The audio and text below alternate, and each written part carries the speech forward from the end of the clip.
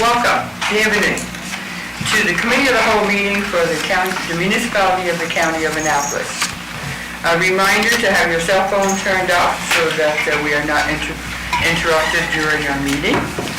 Councilors, visitors, staff. And just a little reminder that if we have a fire or fire drill, that we are to leave the building through the doors, the exit doors, and go up the front and meet way back in the parking lot in front. Okay, let's start with roll call. District 1. District 1, Carrie Ann Parsons Salzman. District 2, Jesse Hare. District 3, Dustin Insel. District 4 is Councillor Prenton, and he will be absent for today, and he sends his regrets. Do we have unanimous consent to accept his regrets? Yes? Yes. Thank you. Next. District 5, Lynn Monmar. District 6, John Welch. District 7, Ted Eckenberg. District 8, Niall Harding. District 9, Gidget Oxner. And Brian McDonald. District 11, Diane LeBlanc. Thank you.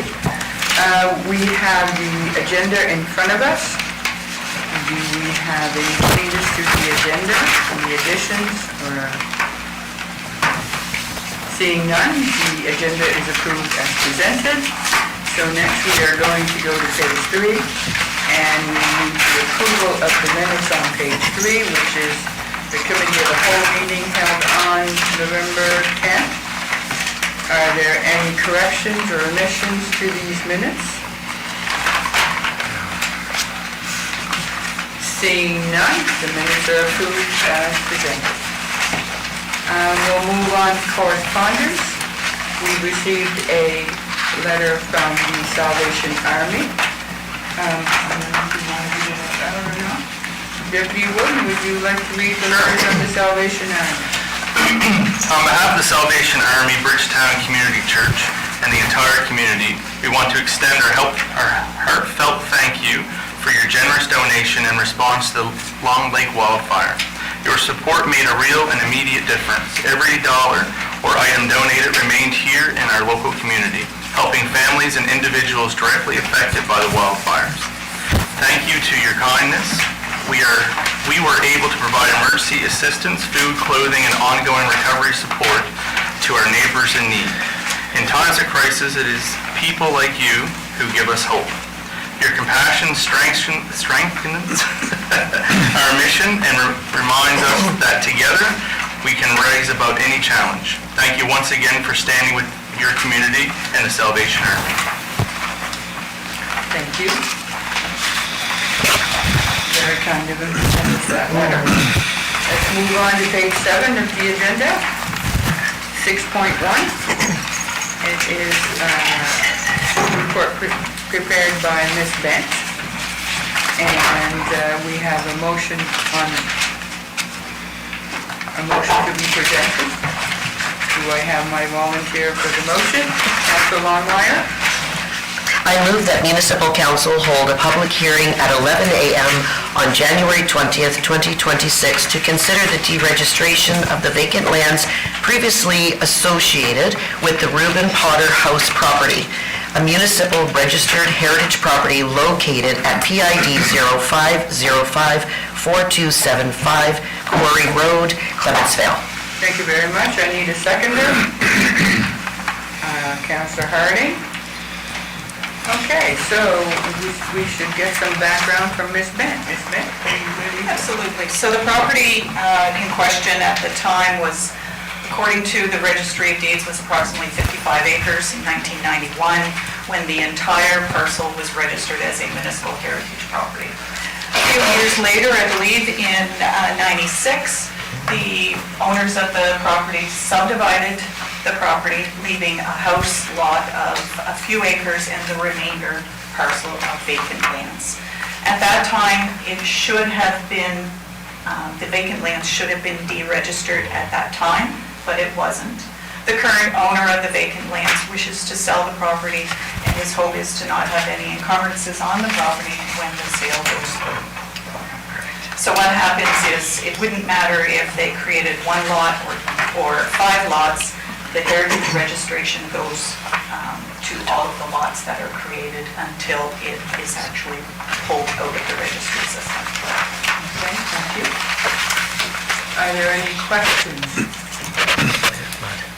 Councillor Aguilar? No. Any questions, Councillor? More of a comment. I know that the house has been saved and fixed up and it looks beautiful by the current owners. So, but I do have one question, and that's regarding the imaging. Do we ever look at LiDAR to see what might exist on vacant land? I do. Yes, it's not LiDAR. I have access to a program through Property Valuation Services called Pictometry. Okay. And we do view that during the application process. To see if there's anything there that... As far as I can tell, there are no buildings on that property. Okay. Or anything that would have been attached to the heritage registration. Okay, all right, thank you. Question. Are there any other questions for Madame Beck? There are no other questions. Thank you very much, Madame Beck. Okay, so, all in favor signify by saying yes. Yes. Opposed, no. Let's move on to the next item on our agenda, which is on page 16. Town planning area S and the loop. We have a motion to be placed on the floor. Councillor Aguilar, would you read the motion?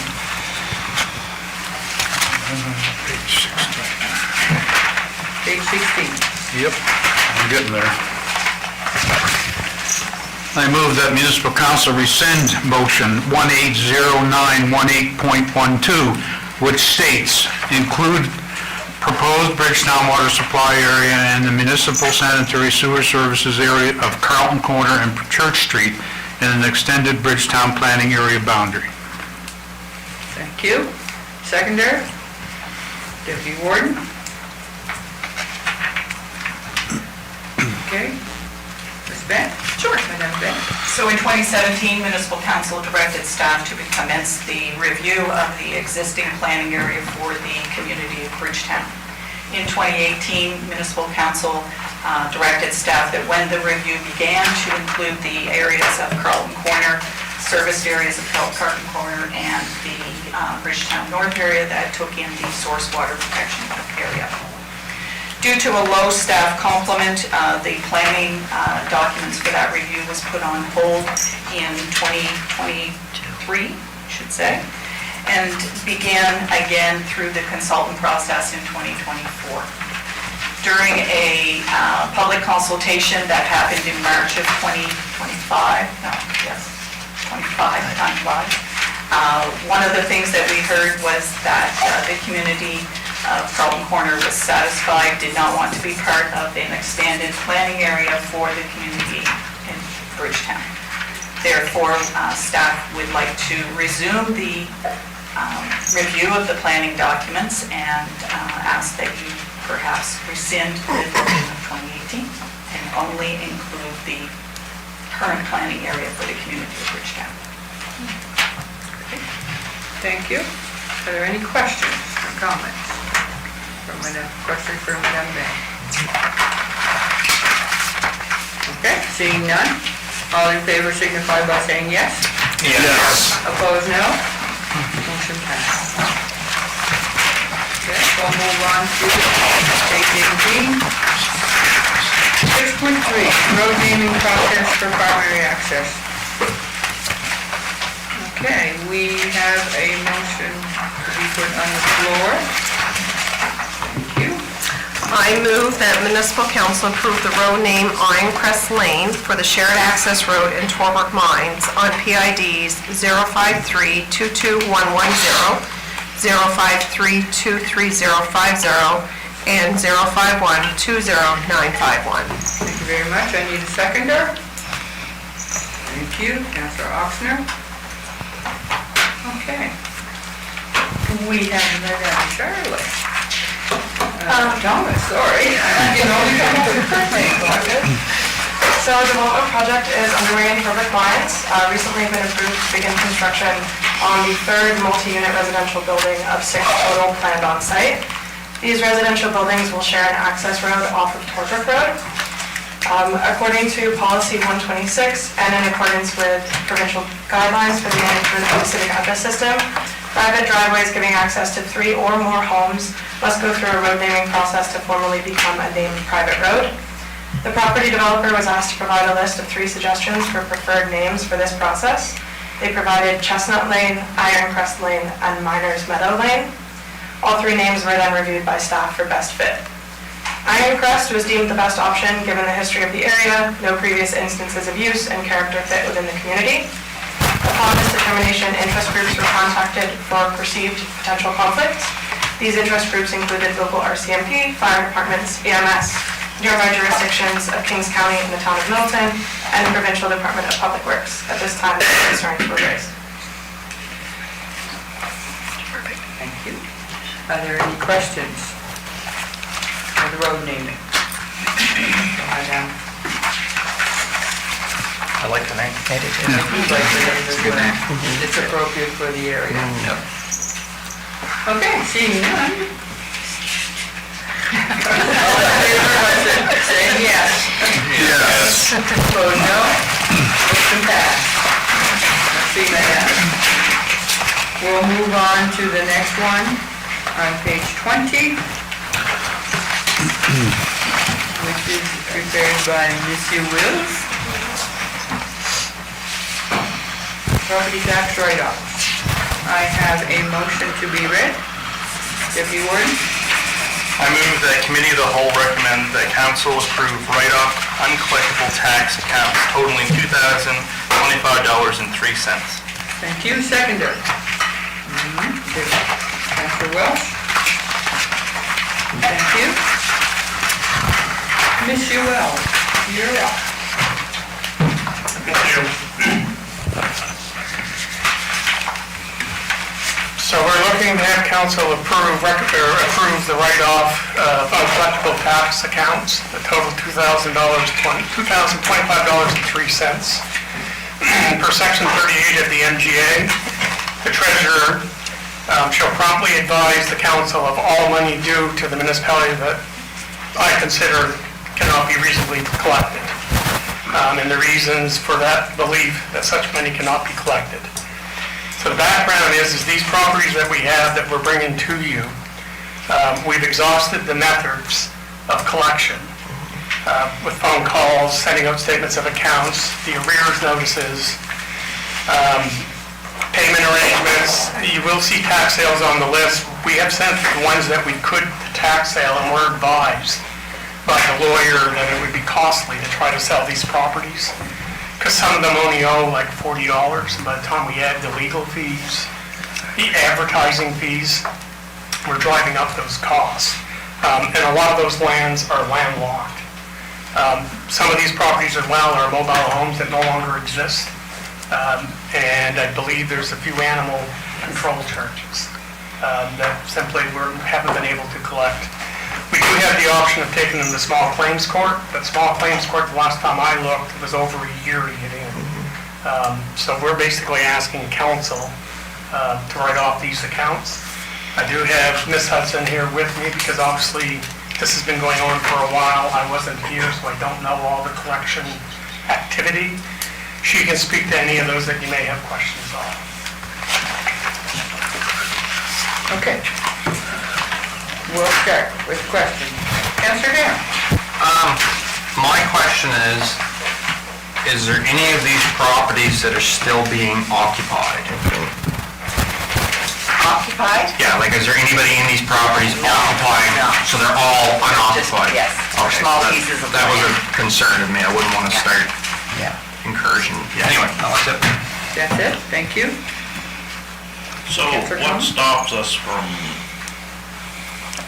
letting an adjacent landowner absorb that into their pieces so we can get taxable tax on it? There's nothing I'm aware of in the MGA that says we can do that ourselves. It is something that I have made a note that we need to look at because some of these pieces of property, they're landlocked, the taxes are very small. So if people are never going to pay the taxes, we don't want to keep writing them off. So we need to find the mechanism to allow us to look at that. And that's a discussion the CAO and I can have at some point.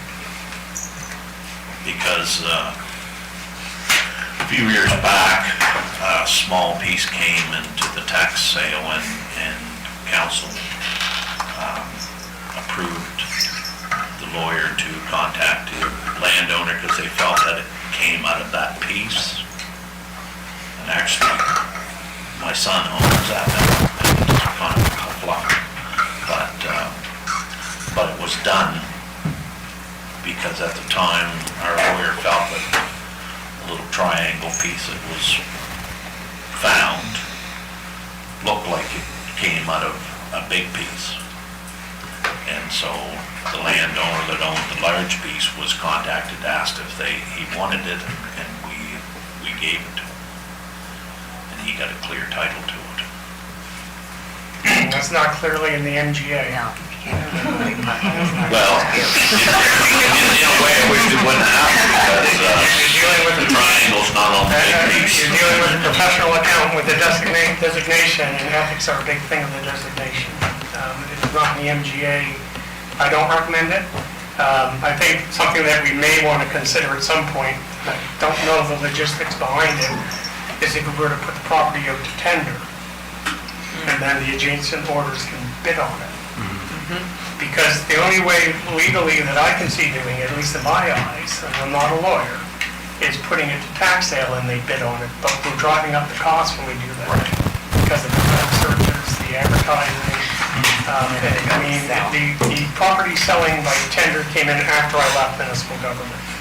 So that's kind of a new area for me. So that's my concern, is that we're writing these off. If we write these off today, next year they're gonna assume taxes again on them, and we're not gonna be able to collect it. Hopefully we'll have something figured out by then. Okay. That's the plan, is to add it to the list and come up with a mechanism to deal with it so that we're above board. Okay. Completed? Debbie Gordon, do you have your hand up? No, I did, but my answer was clear. Okay. Councilor Eichenberg? Thank you. Well, there's an old adage, no sense throwing good money after bad, so I don't see any way out of this, but I really like the idea that you just spoke about in terms of, rectifying the situation going forward. So there's no point in having this show up every year constantly on our books and it's not going to be collected. And of course, some of these things are there was in our family, we own one of these pieces of land, or my ancestors do, and I think the taxes are like $2.50 a year, which we just send a whole bunch of money in and it's covered for a bunch of years, but all it did was create a whole bunch of animosity between the current landowners around that area, so, let's move it on. That's what I say. Thank you. Okay. And Councilor Longmire? And so just bear with me. The animal control charges, right? Are they large animals? Are these dogs that come into our care? Like, what are these charges coming from?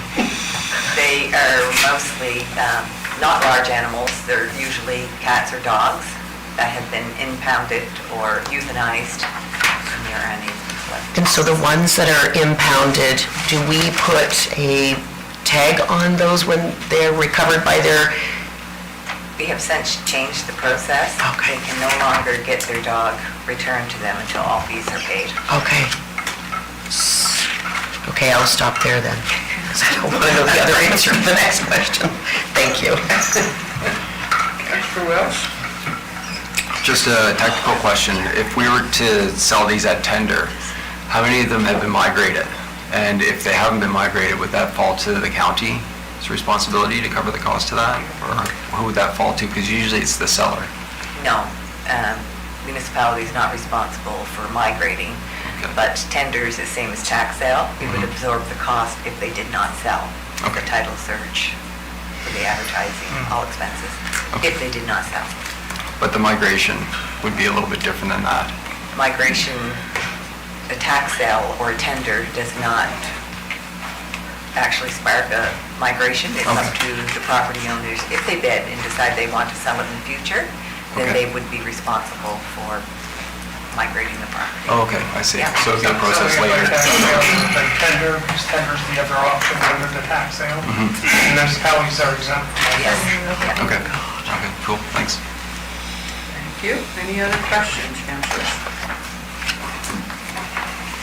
Seeing none, thank you very much, Monsieur Madame. On the motion? All in favor signify by saying yes. Yes. Opposed, no. Motion passed. Let's move on to 6.4, or no, 6.5.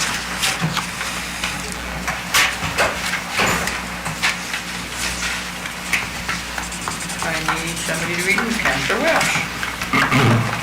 I move that Committee of the Whole recommend that Council approve an increase to all non-union employee salary scales to the amount of 2.6% per the Nova Scotia Consumer Price Index, CPI, to be implemented effective April 1st, 2026.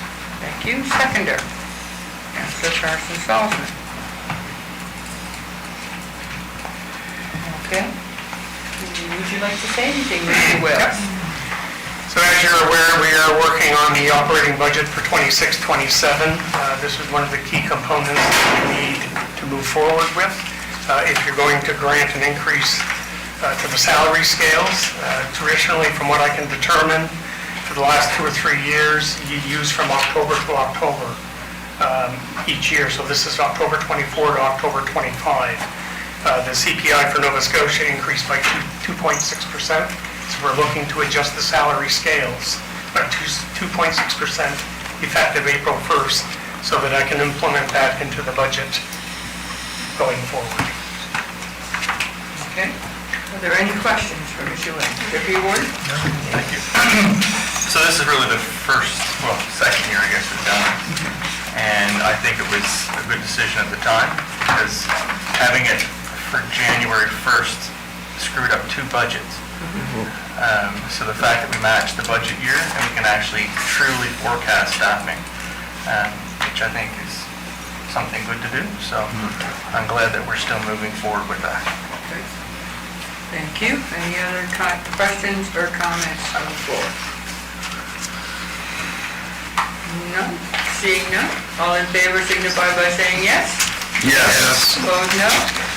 Motion passed. Okay, we are at 6.6.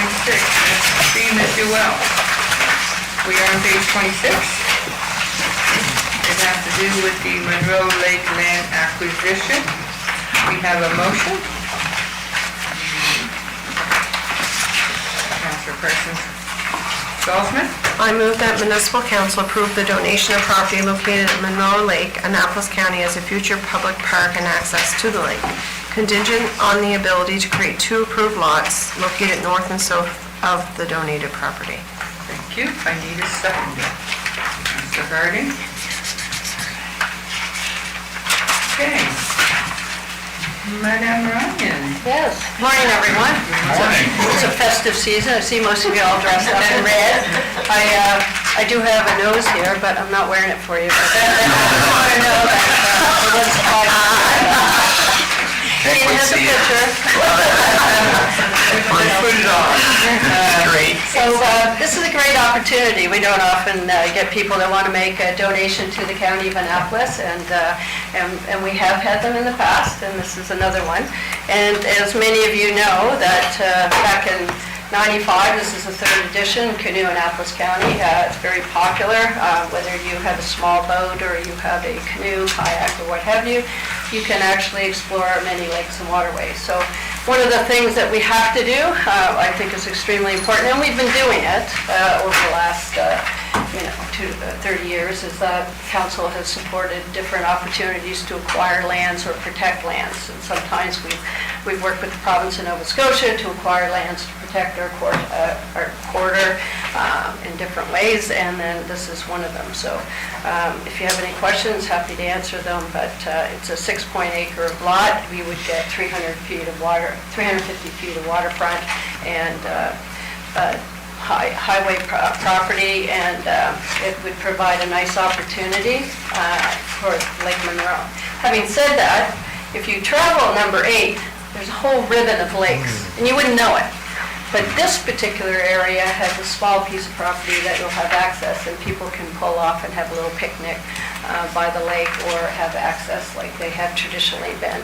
That will allow you to get in Lake Monroe, and then a short lift into Fisher Lake.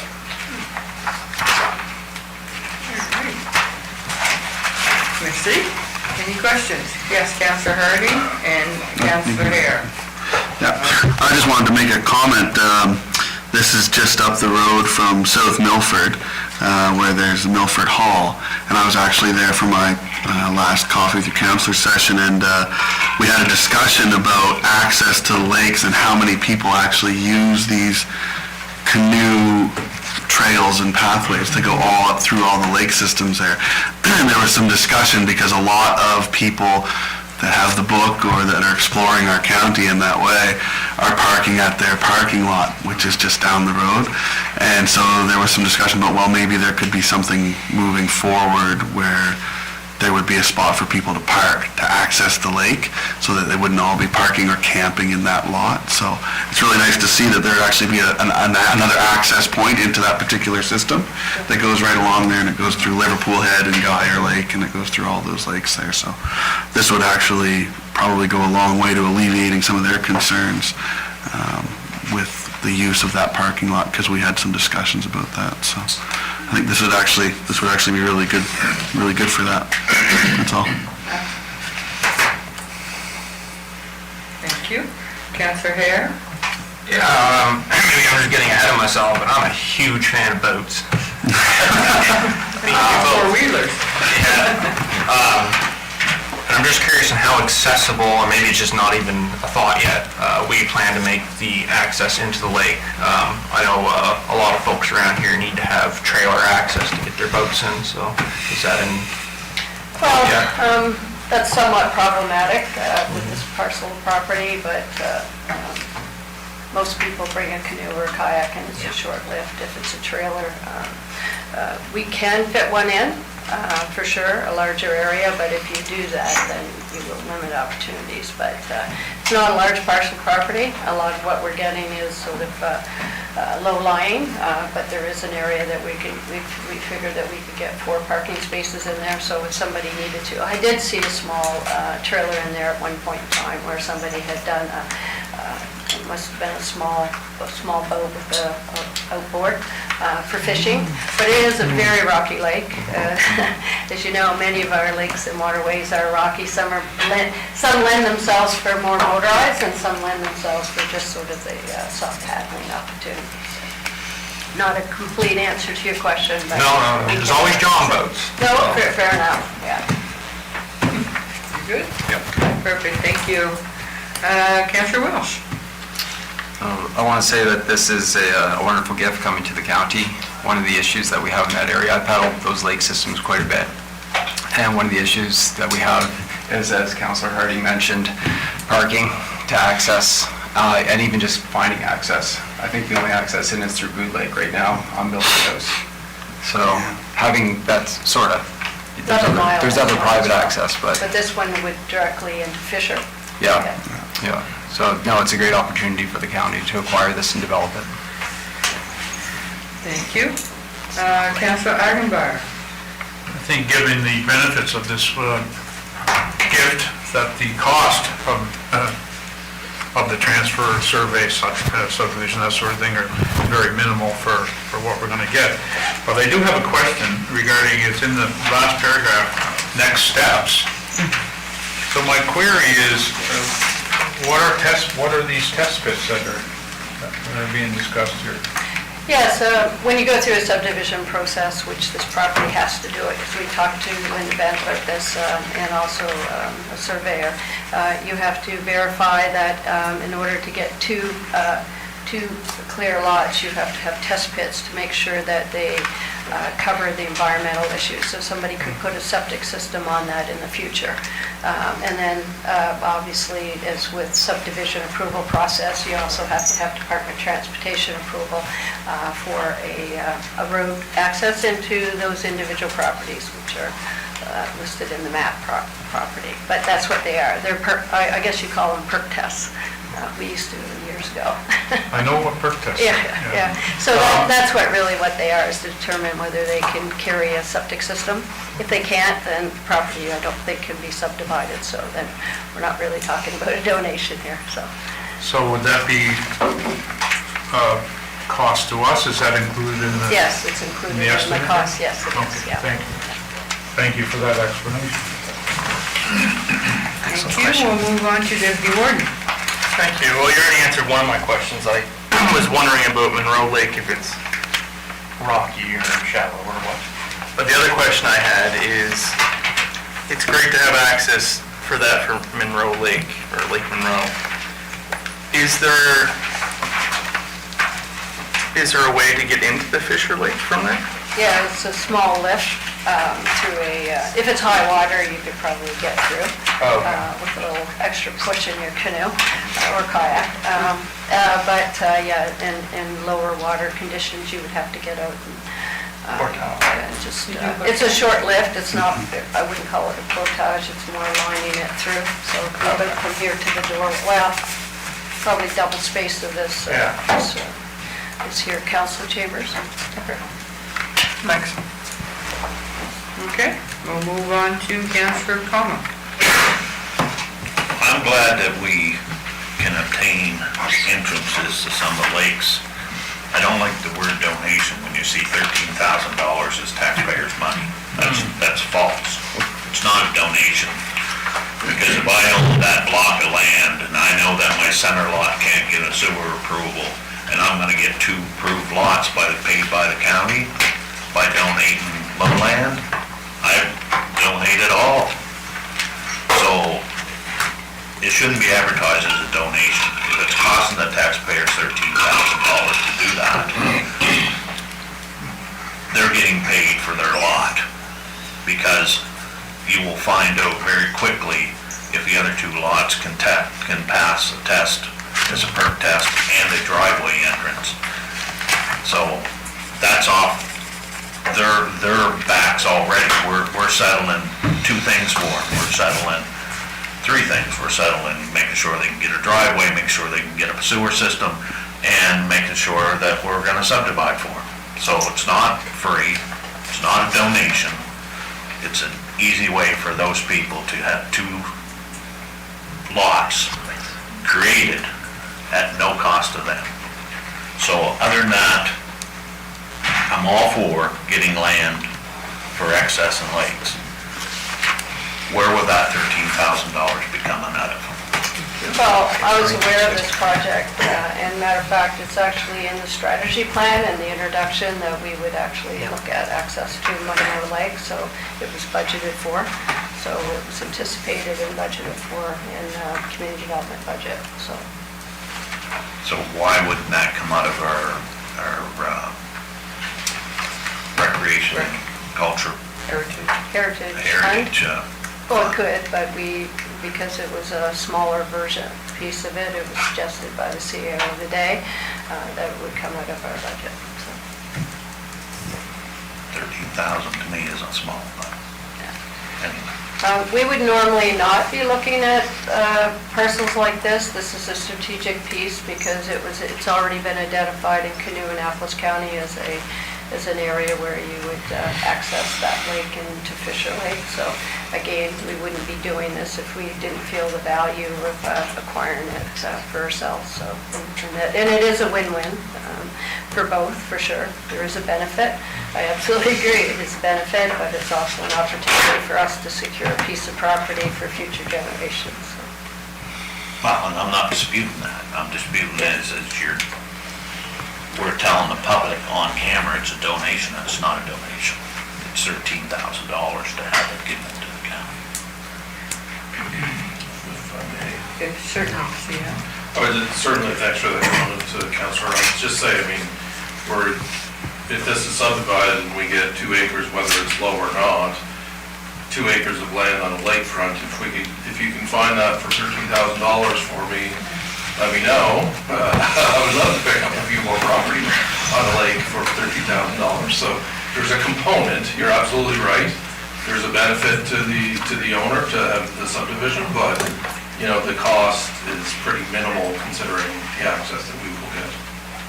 No, and I wasn't disputing that, I'm disputing the fact is that a donation, in my mind, in most everyone's minds, in our municipality is a donation to donation. So I would say there's a component of a donation. So if we had to go out and buy 2 acres of land on a lake, it would cost us more than $30,000.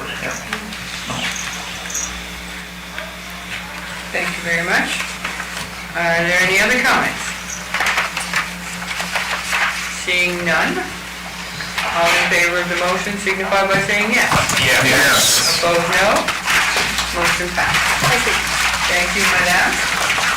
Let's move on to page 30. As the approval of policy 135B. We have two people coming up. Backup. Two madame. Quick backup. I need the motion. Councillor Agambar? Thank you. I move that the Committee of the Whole recommend Municipal Council approve of Policy 135 fees as circulated in 7-day notice. Thank you. Seconder? Councillor Carson Salzman. And which of the madames are going to start first? There you go, Madame Holiday. Be gentle with me. That's my first time. So basically, this policy is just being brought forward so that we have a standard consolidated structured fee framework moving forward. And it's fees that we've charged all along. It's just putting it on paper and putting it out so that it's a little bit more accessible for the public to see what they might have to pay for fees in advance. So it will also provide a more streamlined process for updating fees in the future. Currently, if we're amending a bylaw to update the fees, there's like a 2-month minimum process for that to go through Committee of the Whole and Council and that type of thing. So this would allow us to move the fees into a policy rather than into the bylaws or into whatever, and makes it a little bit easier and quicker to update. So it does include some revised fees and a few new ones. I believe Linda's got some new ones. Absolutely. So we are suggesting some changes to some of the planning fees. The deposit for an amendment application has always been $500. We're suggesting $1,000 to cover costs for delivery of notices, advertising fees, that sort of thing. The same for development agreements. We're suggesting a deposit of $1,500. That also covers the cost of any legal fees that we have to incur when we register a development agreement in the Registry of Deeds system. Again, these are deposits. We account for all of the money that we spend, and we give back what we don't spend, or if it does go over for whatever reason, we will seek those fees, the additional fees. We're asking for a new fee for site plan approval and variance applications of $100. This will cover postage, that sort of thing, as well. We are seeking an increase to the development permit fee. Development permit fees have been charged in Annapolis County, in my recollection, since 1993, and it has always been $10. So we're seeking an increase to $25.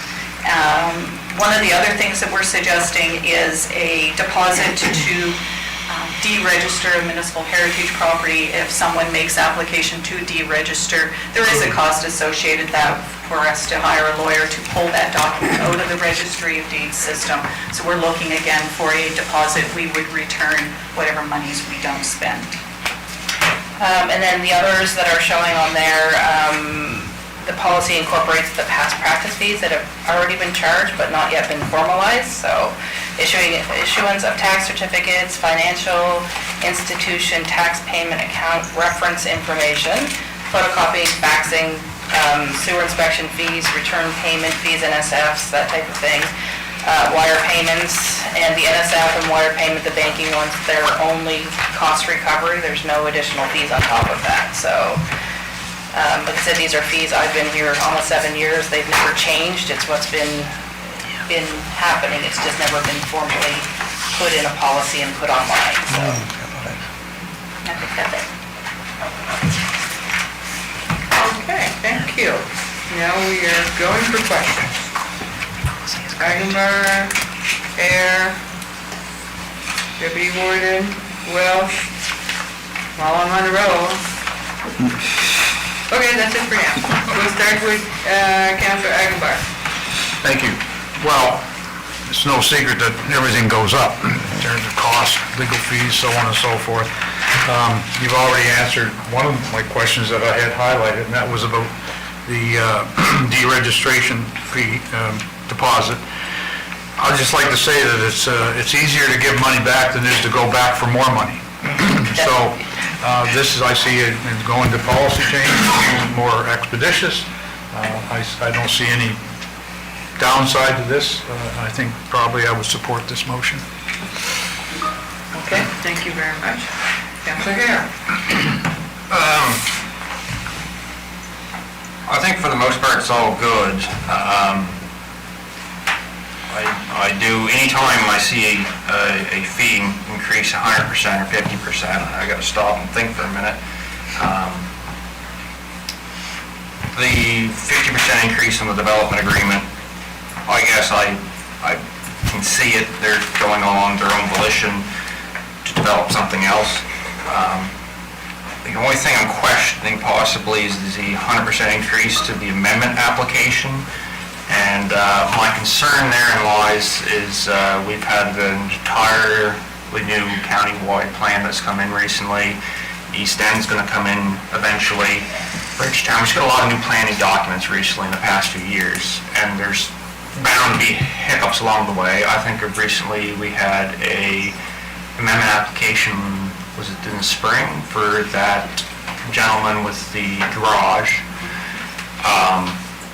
I just know folks that might have missed it, or just more so they missed it, I don't know. But they probably don't have a lot of money. I don't want to assume everybody's got the money to go forward with the process. The process already takes a terribly long time.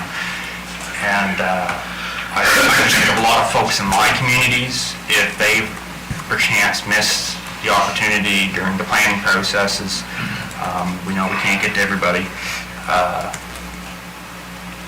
Going from $500 to $1,000, it's a lot. I know we subsidize a lot of things in this county in general, and it's normally, I hate the idea of, because I mean, if $500 isn't covering the cost of the amendment application, it would be considered a subsidy to whoever's making that application. And as much as I hate the idea of subsidy and spending money in general, there is spots where I think it may be a little more justified. So I don't know how everybody else feels about it, but I would be fine with leaving it $500 just for the folks with all these new planning documents to not encumber them too much. If it is everybody's wish to see it go to 1,000, I won't argue that either, so. Thank you very much. Any comments on that? Okay, we'll move on to Deputy Warden. Thank you. It's nice to see that we're updating things and actually putting things on paper, and I don't really have a lot of hard feelings in some ways about changes in cost, because, well, I've stated multiple times that there's some we haven't changed since the 90s, or some we haven't changed in a decade or two, and some that we really weren't charging that we really should. Because when you look at kind of like what Councilor Hare was saying, where we're taking out of general revenue to deal with certain things, then we really shouldn't be doing that. If you're doing something, then really you should be sorting that cost. And I do agree that it does seem like a high number for 1,000 and 1,500, or even some of the other numbers, or 750. But it is true where it's easier to give money than to go find money. So, hopefully in a situation like this, there's no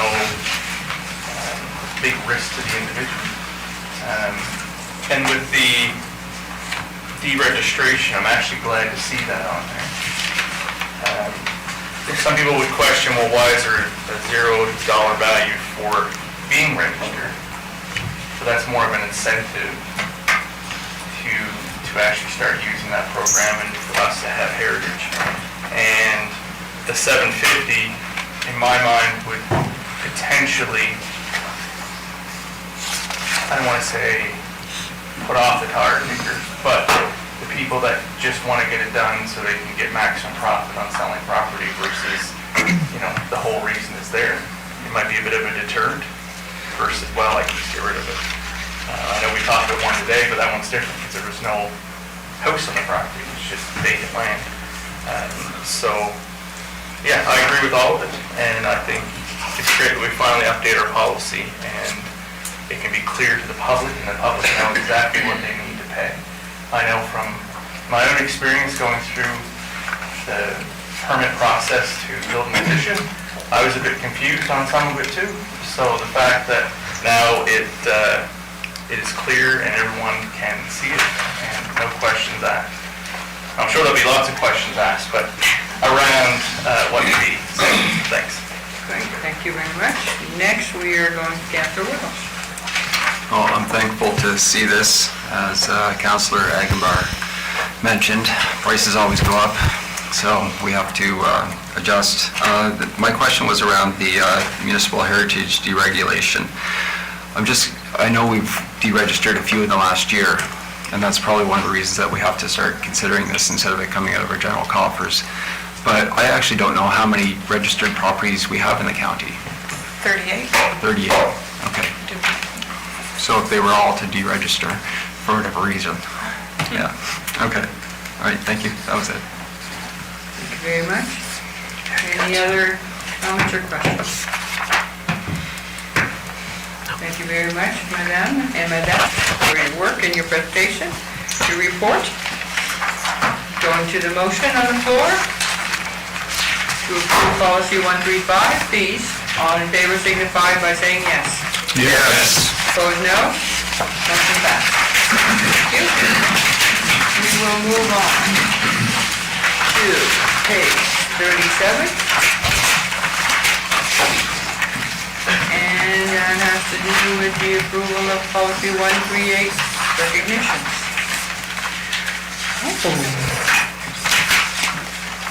Madame Campbell is up. We have a motion to put on the floor. Councillor Welsh? I move the Committee of the Whole recommend Municipal Council approve policy 138, recognitions as circulated at 7-day notice. Thank you. Seconder, Councillor Ossner. Madame, would you like to take the floor and talk about anything in particular? Explanation for this is quite brief. We've been practicing the Canadian Volunteer Firefighter Association Long Service Award Program since 2019, but it's never been formalized in policy. So the recommended changes to the policy take out the restrictions to it just being certificates and adds this program in as well and makes it a general recognition policy. Thank you for the overview. Thank you. Any questions or comments for Madame Dawn? Madame Campbell? Seeing none, thank you very much. All in favor signify by saying yes. Yes. Opposed, no. Motion passed. Merci, Madame Campbell. And we are moving on to page 41.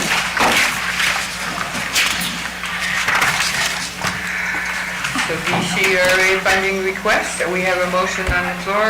Deputy Warden? Thank you. I move that municipal council authorize the withdrawal of $6,241.80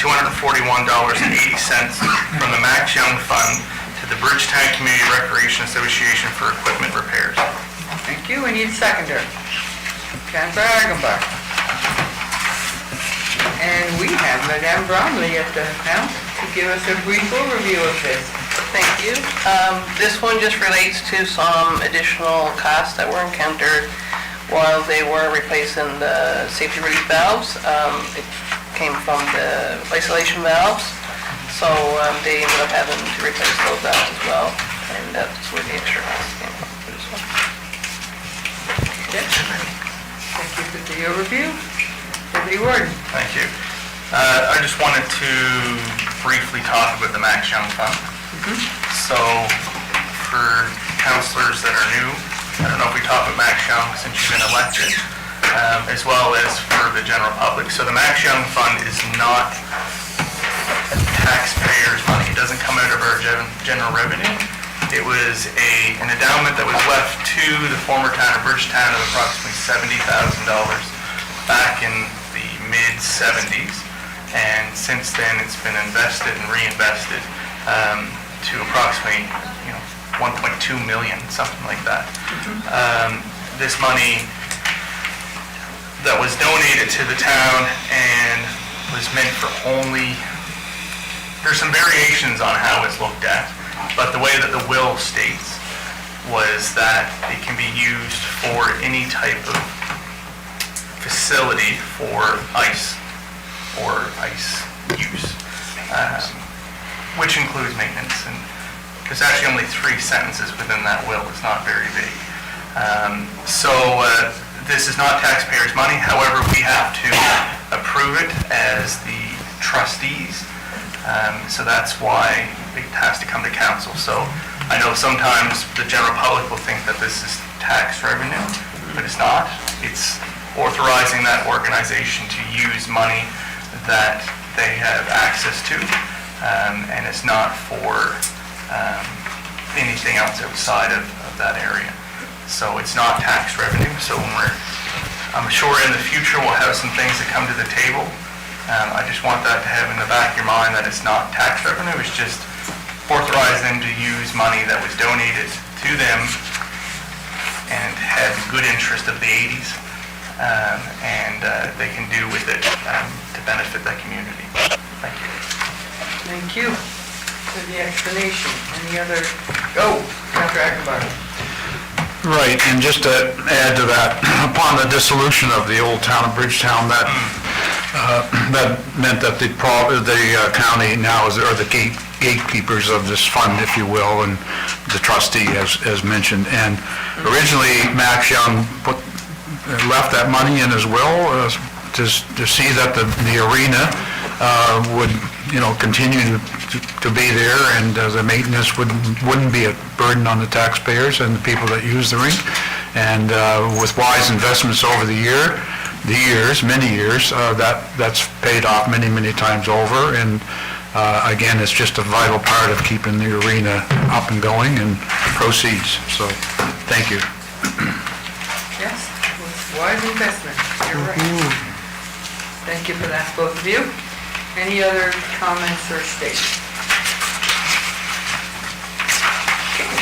Seeing none, all in favor, signify by saying yes. Yes. Opposed, no. Motion passed. Thank you, Madame Bromley. We are now moving on to page 50, which is the separation of the Joint Police Advisory Board. And I will let our PAO, Rob, speak after. Motion's on the floor. Councilperson Sullivan. I move that municipal council direct the CAO to take all actions needed to create a police advisory board for the municipality of the county of Annapolis, which includes writing to the Minister of Justice, confirming or recruiting citizen representatives, and reviewing the current policy 123 Annapolis County Police Advisory Board. Thank you. Seconder, Councilor Harding. Okay. Sure, thank you. So just a quick update. Most of you are aware that we received a letter from the town of Middleton a few weeks ago, basically stating that they wanted to separate from the Joint Police Advisory Board. So as per the report, this was the request of Middleton in October 2024 to form a Joint Police Advisory Board, and for the reasons that they've listed in their letter, they don't feel that it's in the best interest of the town at this point. So with that, we basically need to form our own police advisory board, because every municipality needs to have one, which we still have a policy in place. We just need to basically inform the minister that we're doing that. I'm sure they'll provide approval to that and make sure that our policy is up to date. Thank you, Councilor. Whoops. Yeah.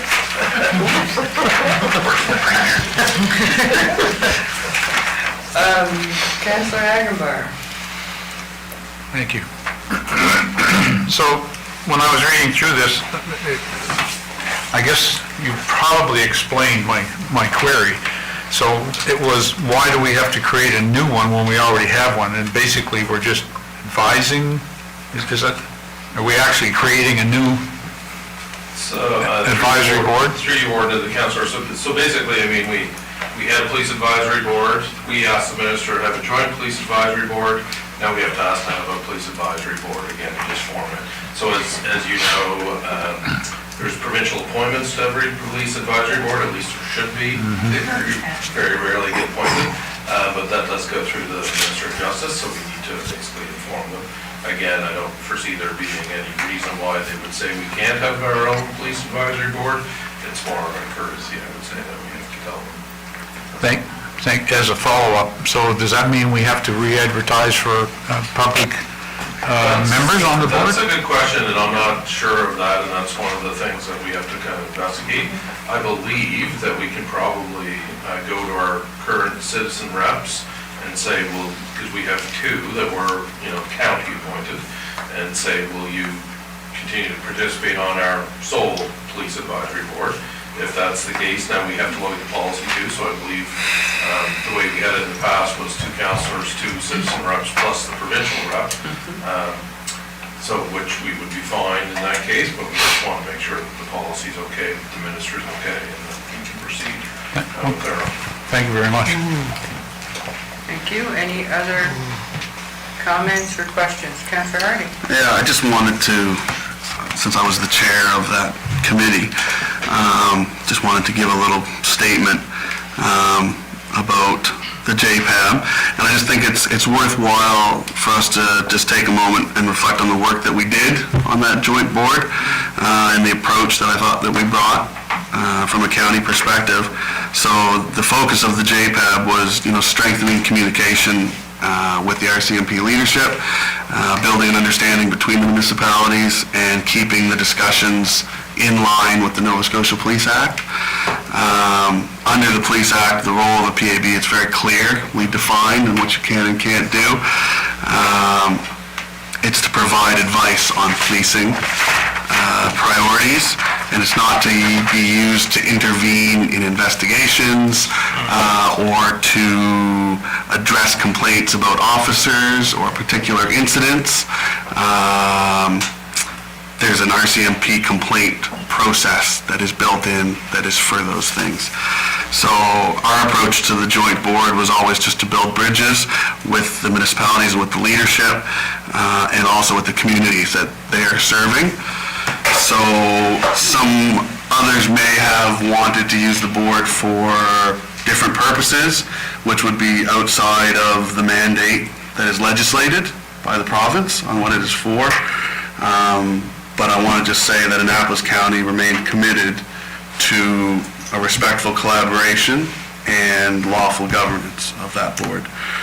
So we made meaningful progress over the year's term. We brought in RCMP welcome packages for new officers, so something that was put together to give to new officers that are assigned to our county that has information about the culture, the area, because of course, as we know, these people come from all over Canada.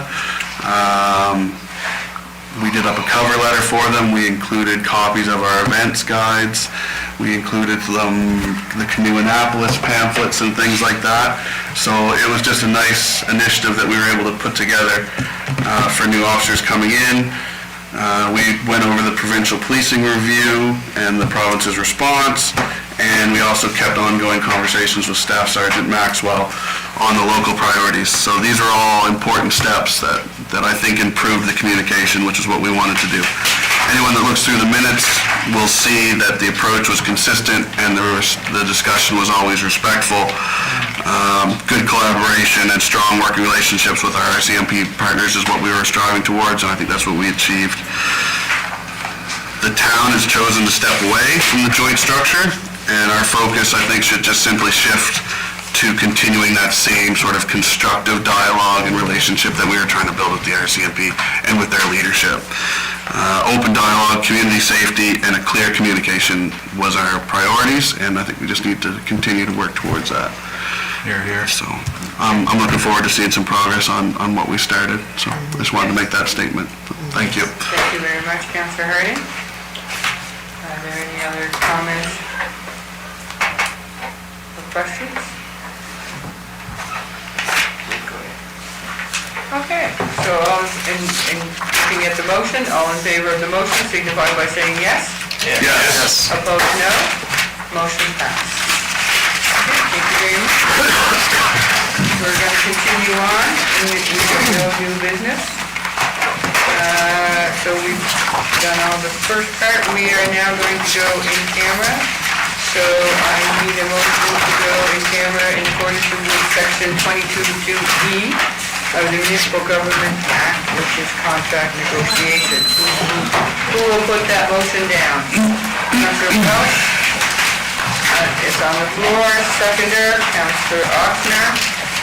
Thank you very much. All in favor, signify by saying yes. Yes. Opposed, no. Thank you. Motion passed.